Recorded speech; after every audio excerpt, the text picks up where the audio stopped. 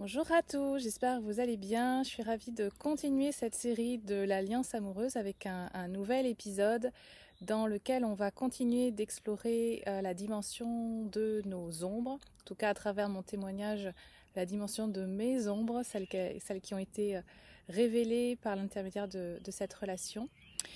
J'aime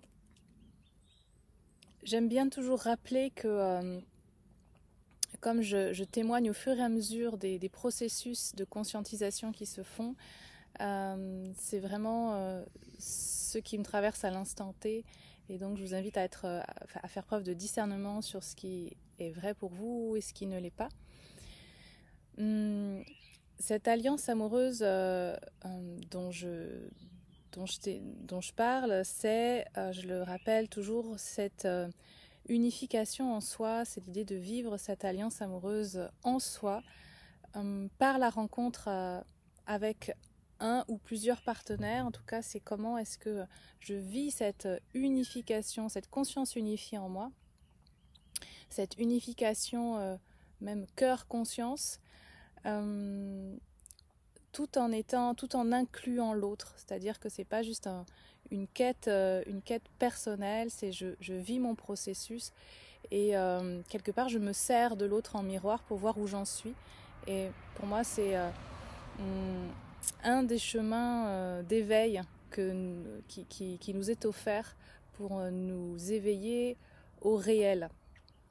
Et je pense que dans cette vidéo, je vais pas mal parler de ça parce que c'est les mots qui sont très présents en ce moment, c'est éveil au réel, avec cette conscience que y a beaucoup de choses qui sont en train de se déconstruire au niveau de la spiritualité, beaucoup en moi, avec ne plus savoir du coup ce qui est vrai, ce qui ne l'est pas, avoir cette conscience que finalement nous sommes construits que de croyances et la spiritualité avec des guillemets n'est faite que de ça.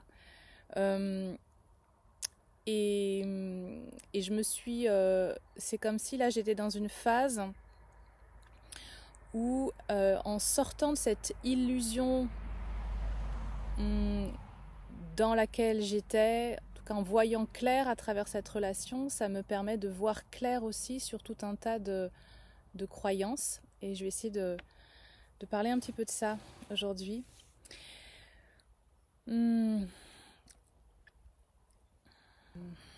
C'est comme si cette alliance-là, qui a été un miroir inversé très très fort en fait, elle était venue sur mon chemin pour que je ne puisse plus ne pas regarder mes propres ombres, que je puisse plus faire semblant.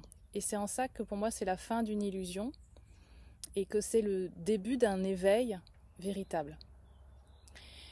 Et jusqu'à présent, j'avais beaucoup associé dans ce monde spiritualité, je ne sais pas comment le nommer, on parle de spiritualité New Age, je peux peut-être le mettre là-dedans, j'en sais rien.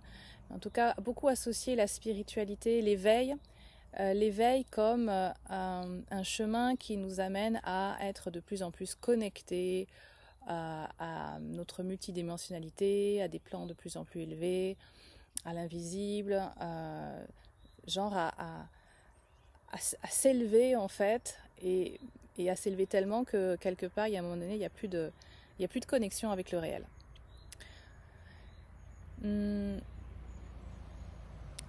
Là où j'en suis arrivée aujourd'hui, c'est à voir que cette forme d'égrégore dans lequel on est quand même très nombreux à être,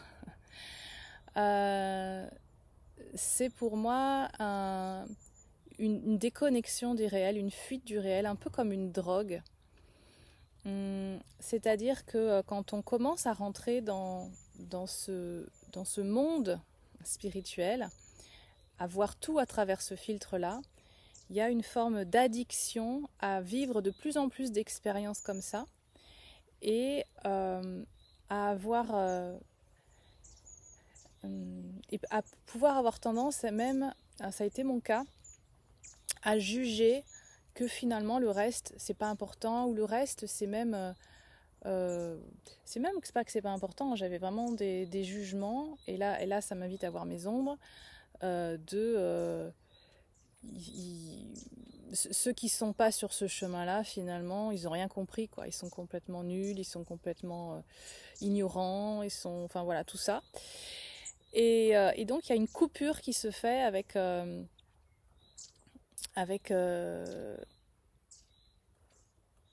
avec l'humanité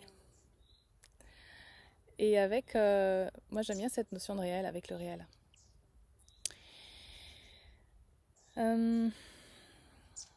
Et donc cet éveil au réel, c'est une vraie invitation à revenir dans l'incarnation, à revenir dans le lien avec la terre, avec le vivant, avec ce qui est là, ce qui est dans le présent, ce que je reconnais comme vrai, là, ici et maintenant, et pas comme une projection de ce qui pourrait être ou de ce qui potentiellement est, parce que sur d'autres plans, je sens que c'est ça.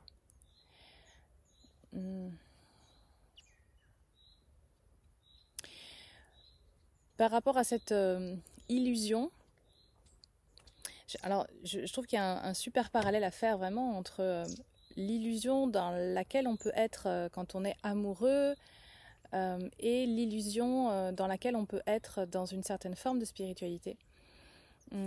Quand on est dans cet état amoureux et qu'on est encore dans une phase d'illusion, il y a une projection, on est tous d'accord il y a une projection sur l'autre de nos idéaux, de nos attentes, du potentiel qu'on voit de la relation, de nos fantasmes, de ce qu'on voudrait que l'autre soit,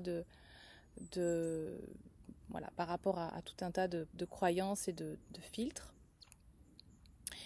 Donc ça, c'est une phase d'illusion qui, je pense, arrive dans une grande partie, dans toutes nos relations. Je pense que c'est normal, en fait. Et c'est après que ça va être intéressant de déconstruire tout ça pour voir qu'est-ce qui reste de vrai, finalement. Par rapport, dans la spiritualité, eh bien, j'ai l'impression qu'il y a une forme d'illusion aussi comme ça, où on va projeter dans un autre monde, une autre réalité, la même chose, nos espoirs, nos attentes, nos rêves, nos idéaux, etc. Et en ce moment, je trouve, ça fait plusieurs années, parce que moi je pense que ça fait plus d'une dizaine d'années que je suis dans cette espèce d'égrégore.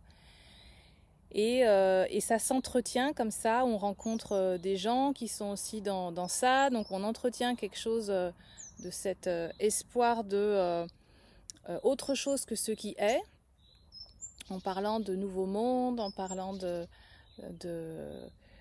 réalité 5D.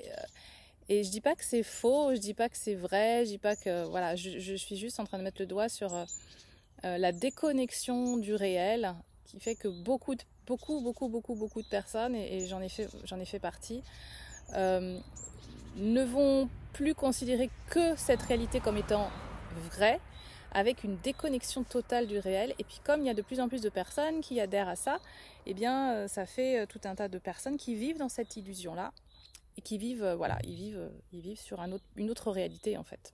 Et c'est comme si qu'on vivait dans un rêve. On vit dans un rêve et on a l'impression qu'on est dans le vrai, qu'on est dans le vrai alors qu'on est en train de rêver. Et c'est en ça que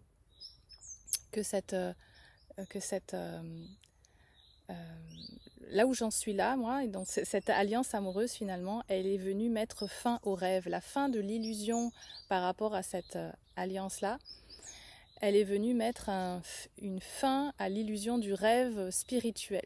De l'illusion spirituelle dans laquelle j'étais depuis de nombreuses années maintenant. Avec vraiment quelque chose qui était... qui s'est amplifié jusqu'à arriver dans ces derniers mois à essayer de rentrer dans ces croyances-là, à créer une autre réalité en me disant, bon, bah, si je fais ça, peut-être que je vais correspondre aux critères de mon ex-allié qui était à fond dans cette illusion et dans cet ego spirituel plus. Donc c'est comme s'il avait fallu que j'aille au bout avec un miroir qui me renvoyait ça pour que je me rende compte de l'illusion spirituelle dans laquelle j'étais, pour me réveiller enfin vraiment et revenir dans le réel, dans l'incarnation, dans le contact avec ce qui est là, ici et maintenant, et qui nous invite à nous relier à partir d'un espace unifié en soi et pas une projection à l'extérieur. Souvent on a besoin, pour faire apparaître la vérité, d'aller explorer son opposé, et c'est en explorant l'opposé qu'on se rend compte de ce qui est vrai pour soi. Et c'est en ça que dans une alliance amoureuse, quand on rencontre un partenaire qui est vraiment un miroir inversé plus de soi, c'est des parts de soi, hein, c'est pas n'importe qui qu'on attire à soi dans ce type d'expérience, c'est vraiment des parts de soi, mais qui ont été rejetées, qu'on ne veut pas voir, qu'on ne veut pas intégrer, qu'on dit non, ça c'est pas moi, donc c'est rejeté à l'extérieur. Et une alliance amoureuse avec ce type de personnes, c'est pour nous mettre face vraiment à cette dimension de nos ombres qu'on a rejetées à l'extérieur, pour nous mettre face à la vérité en fait. C'est vraiment une expérience d'éveil au réel, d'éveil à la vérité. Alors une alliance amoureuse avec soi, je le répète, c'est l'intégration de toutes nos parts et de tout ce qui est caché pour venir unifier ça en soi, pour revenir au point zéro en soi. Et dans une alliance amoureuse avec un partenaire dit toxique, j'essaye de trouver des mots, en tout cas un partenaire qui a des comportements, voilà, un partenaire qui a des comportements toxiques, des comportements de manipulation, des comportements narcissiques. On va parler de comportements plus que de mettre quelqu'un dans une case, même si à certains niveaux c'est voilà, on peut vraiment mettre la personne dans une case. En tout cas, quand on reconnaît ça chez quelqu'un et qu'on vit une alliance amoureuse avec ce type de partenaire, eh bien, ce partenaire-là va venir jouer le rôle de catalyseur, de révélateur de ce qu'on est prêt à reconnaître en soi. Et dans ce chemin d'éveil de conscience pour venir retrouver toutes les parts fragmentées autour de soi, en soi, il y a une invitation à réintégrer ces parts d'ombre, réintégrer les parts qu'on a rejetées.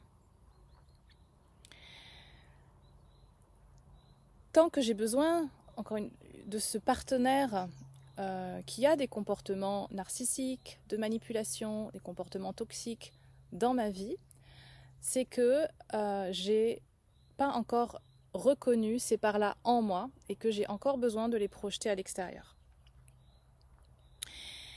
Et donc, quelque part, c'est encore que je suis dans une forme d'illusion vis-à-vis de mes propres ombres, que je ne suis pas totalement vraie avec moi-même, pas totalement vraie avec mon essence.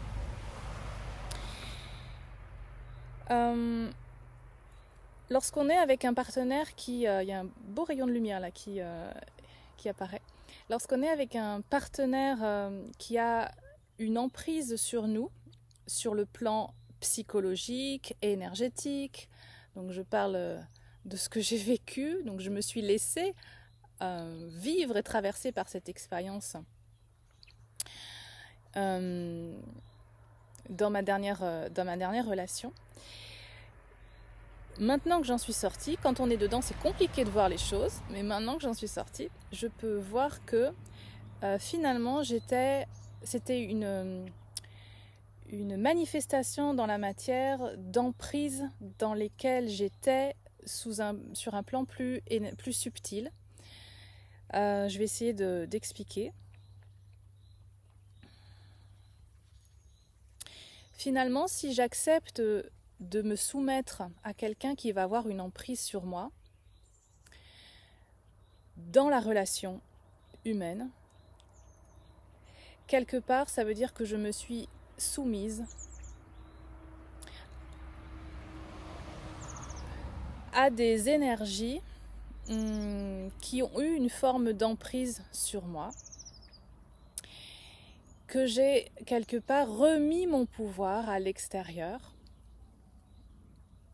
et que j'ai laissé faire. Et dans le monde spirituel, on fait beaucoup ça, en tout cas sur le chemin sur lequel j'ai été pendant plusieurs années.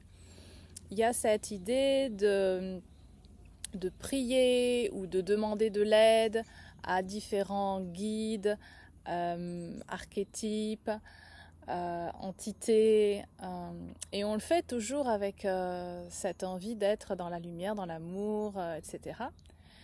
Sauf que petit à petit, on crée des liens énergétiques avec certains plans, certaines entités, et on commence à créer des dettes, des emprises, des formes d'attachement en fait à quelque chose qui prend de plus en plus de place. C'est comme si on crée de la densité dans ce monde-là, et que ça nous empêche, c'est comme si on crée un grand nuage et ça nous empêche de nous connecter directement à la source. Parce qu'il y a je remets mon pouvoir à l'extérieur, parce que finalement j'ai enregistré que j'étais pas digne d'être ma propre source d'aide, ou que je me sens pas capable, ou qu'on m'a dit qu'il fallait toujours demander à autre chose qu'à ma propre source, etc. Enfin, il y a tout un conditionnement. Et donc, quand je suis dans des phases de désespérance, des phases où je suis pas bien, eh bien, c'est facile d'aller demander de l'aide en demandant à ce que les choses se résolvent, à demander pour garder de l'espoir, voilà. Et en fait, en faisant ça, plus je fais ça, plus je peux effectivement me sentir soutenue. Je peux sentir une forme de réconfort. Et en faisant ça en même temps, je continue d'entretenir un monde d'illusions. Et c'est très très compliqué d'en sortir. Ça prend du temps quand on a construit ça pendant des années. Quand on a été en lien avec plein de gens qui sont tout le temps en train de nourrir ce monde d'illusions par des contacts permanents avec ce monde invisible, en considérant presque que ça a plus de valeur que le contact humain, et ben ça prend du temps de déconstruire. Et en fait, cette relation dans laquelle j'étais quand même dans beaucoup de jeux de pouvoir, et dans laquelle j'ai accepté d'être pour le coup là soumise à une forme de contrôle, d'emprise, soumise à quelqu'un qui veut avoir l'autorité. Ça m'a permis de voir en fait que, alors j'avais accepté ça parce que j'avais envie d'expérimenter ça, après avoir été beaucoup celle qui contrôlait, qui dirigeait, qui était leader dans plein de domaines de sa vie. Eh bien, c'est comme si j'avais eu besoin d'explorer l'autre versant, celle qui se soumet et qui décide plus de rien, qui se laisse porter. Et je vois combien ça a été important pour moi de vivre ça. Vraiment, c'était très important pour moi de vivre ça. Et combien ça m'a montré aussi la différence en fait entre être dans ce rapport de vouloir avoir le pouvoir, contrôler, et être dans sa souveraineté, son autorité.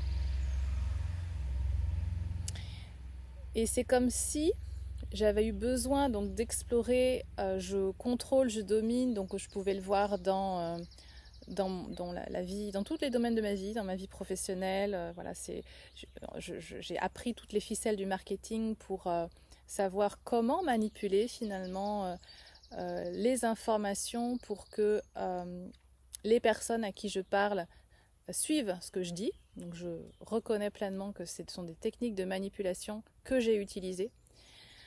Donc voilà, pas étonnant que j'attire ensuite quelqu'un qui manipule. J'ai utilisé la manipulation avec mes enfants, avec des formes de chantage affectif, voilà, si tu fais ça, tu auras ça, des choses comme ça. J'ai utilisé la manipulation dans mon couple. Alors pas forcément la manipulation, je ne vois pas ça comme ça, mais plutôt vouloir garder le contrôle, garder le contrôle. Et le fait d'explorer dans l'autre polarité, donc celle qui se soumet, celle qui accepte d'être dominée, le fait d'expérimenter les deux dans ce jeu de la vie, dans ce jeu de la dualité, me permet de voir que ni l'un ni l'autre en fait ne sont l'équilibre juste. Les deux sont des expériences. Il n'y en a pas une qui est mieux qu'une autre, ce sont des expériences, et que l'invitation c'est de revenir dans sa souveraineté, dans son autorité intérieure, en ayant conscience qu'il y a des moments où je peux être soit dans l'exploration de la domination, soit dans l'exploration de la soumission, en conscience, et que le point zéro, ça va être dans la réintégration de ces parts de moi, celle qui domine, celle qui se soumet. Je réintègre ça en conscience, et dans ma souveraineté, eh bien, je continue d'avancer sur mon chemin.